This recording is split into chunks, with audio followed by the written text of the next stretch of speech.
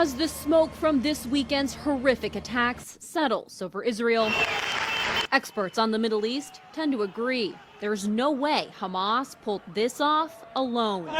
In the immediate aftermath, Hamas leaders went on camera thanking Iran for weapons, money, and rockets that made the attack possible.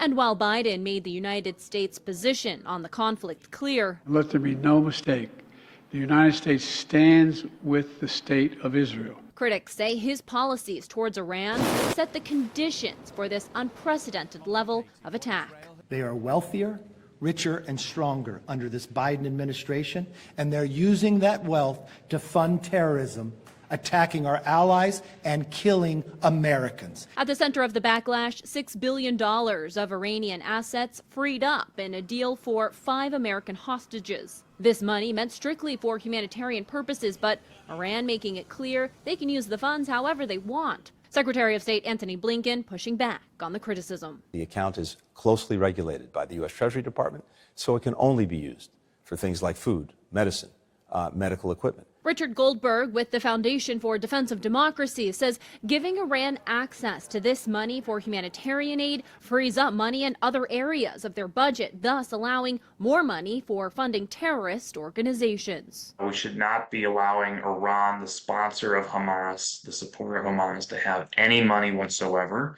We should be doing all we can to cut off the supply of cash, both to Tehran and the terrorist organizations themselves. A Hamas spokesperson told the BBC they had Iran's direct backing for these attacks, and the Wall Street Journal reporting Iranian officials spent weeks helping Hamas plan, but Iran saying they had no direct involvement. In Washington, I'm Kayla Gaskins.